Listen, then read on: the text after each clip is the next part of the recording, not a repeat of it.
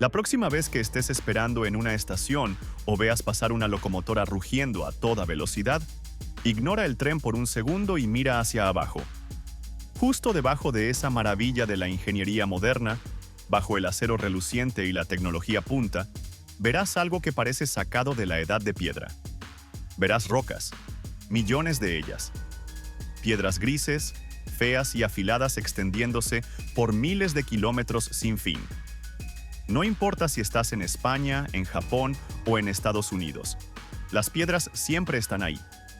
Pero, ¿te has parado a pensar por qué? ¿Por qué apoyamos nuestros trenes de alta velocidad más avanzados sobre una pila de rocas sueltas en lugar de atornillarlos a una base sólida de hormigón?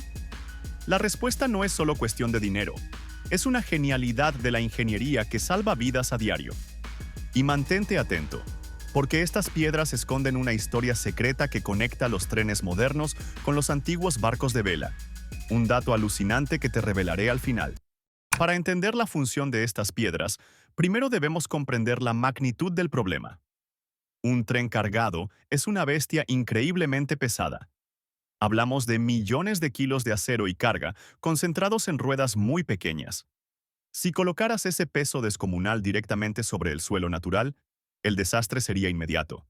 La inmensa presión trituraría la tierra, el suelo cedería y las vías se deformarían, provocando el descarrilamiento del tren en cuestión de metros.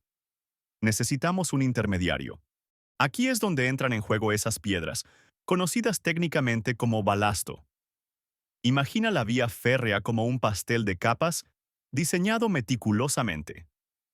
En la parte superior tienes los rieles de acero. Estos descansan sobre vigas horizontales llamadas traviesas o durmientes, y estas traviesas se sientan sobre la cama de balasto.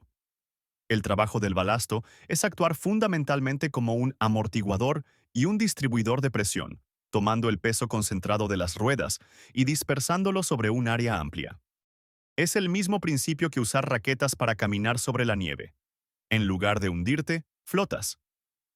El balasto disipa la energía para que el suelo natural que hay debajo no sea aplastado por la violencia del paso del tren. Pero lo más fascinante es que, técnicamente, las vías no están fijadas al suelo. Si observas bien, te darás cuenta de que es una vía flotante. Los rieles no están atornillados a cimientos profundos ni anclados al núcleo de la Tierra. Todo el sistema confía en la fricción y en el peso bruto del balasto para mantenerse en su sitio. Esta falta de rigidez absoluta es su mayor fortaleza, pues permite que la vía absorba las vibraciones y los movimientos de un tren que pasa rugiendo. Se comporta como un organismo vivo que se adapta al estrés momentáneo.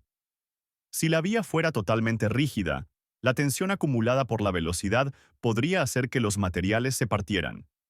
El balasto permite que la vía respire sin romperse. Quizás pienses, vale, necesitamos piedras, pero ¿por qué esas piedras tan feas y específicas? Si alguna vez has cogido una de estas piedras, habrás notado que duelen. Son agresivas, con bordes afilados, irregulares y cortantes. Jamás verás cantos rodados o piedras suaves de río en una vía de tren funcional, y existe una razón de ingeniería crítica para esto que tiene que ver con la fricción mecánica. Imagina por un momento que llenamos la vía con canicas o piedras de río lisas y redondeadas. Al pasar el tren, la vibración haría que esas piedras redondas rodaran unas sobre otras. Se deslizarían como si fueran rodamientos, y en cuestión de segundos, la vía se desmoronaría y el tren acabaría en el suelo. Las piedras redondas no tienen agarre entre sí, y eso es fatal para la estabilidad que necesitamos bajo toneladas de acero. Por eso, los ingenieros utilizan piedra triturada mecánicamente, materiales muy duros como granito o cuarcita, pasados por trituradoras para asegurar caras angulares. Cuando estas piedras dentadas se compactan, ocurre un fenómeno físico llamado enclavamiento. Los bordes afilados de una piedra se clavan en los huecos de la vecina, creando una masa sólida e inamovible que se muerde a sí misma. Se bloquean entre ellas, evitando que se deslicen bajo la inmensa vibración del tren. Este enclavamiento es vital también en las curvas. Cuando un tren de alta velocidad gira, la fuerza centrífuga intenta empujar la vía hacia afuera. Gracias a estas aristas afiladas, el balasto bloquea las traviesas en su lugar, impidiendo el deslizamiento lateral y manteniendo el tren seguro incluso a cientos de kilómetros por hora. Las piedras no solo cargan con el peso, están en primera línea de batalla contra los dos mayores enemigos de la infraestructura, el agua y la vegetación. Podrías pensar que una base de hormigón sería mejor, pero el hormigón tiene problemas graves de drenaje. Si pusiéramos las vías sobre tierra desnuda, la lluvia convertiría el suelo en barro, la base se lavaría y la vía colapsaría por falta de soporte. El balasto soluciona esto actuando como un drenaje gigante. Al ser un montón de piedras apiladas, existen pequeños espacios vacíos entre ellas, convirtiendo la superficie en algo altamente poroso. Cuando llueve torrencialmente, el agua no se acumula ni forma charcos. Fluye instantáneamente a través de los huecos hacia el suelo, manteniendo la plataforma de la vía seca y estable, algo crítico para evitar la oxidación y la inestabilidad. Y luego tenemos el problema de la naturaleza, las malas hierbas. Rara vez verás una jungla creciendo en medio de una vía activa. Esa capa gruesa de rocas afiladas, seca y sin suelo fértil, hace que sea increíblemente difícil para las plantas echar raíces. Si permitiéramos que las plantas crecieran, sus raíces romperían la compactación del suelo y retendrían humedad, arruinando los cimientos. Así que esas piedras humildes son un 3 en 1. Cimiento de carga, sistema de drenaje pluvial y barrera herbicida. Además, el balasto ofrece una ventaja que el hormigón no tiene: es reparable. Si el suelo se hunde ligeramente, las máquinas bateadoras pueden levantar la vía y recolocar las piedras para nivelarla milimétricamente. Con una losa de hormigón rígida, cualquier hundimiento del terreno provocaría grietas catastróficas y reparaciones millonarias. Y ahora, lo prometido al principio. ¿Por qué llamamos a estas piedras balasto? Si te gusta la navegación, la palabra te resultará familiar, y no es coincidencia. El término proviene directamente del mar, y nos lleva a una época donde los trenes ni siquiera existían, conectando la ingeniería ferroviaria con los antiguos barcos de vela. Hace siglos, los barcos que transportaban mercancías tenían un problema logístico. Cuando descargaban en puerto y tenían que volver vacíos a su origen, el barco pesaba muy poco. Flotaba como un corcho, haciéndose inestable y peligroso ante el viento y las olas. Para solucionar esto, los marineros tenían que lastrar el barco, llenando la bodega vacía con peso muerto para hundirlo lo suficiente en el agua y ganar estabilidad.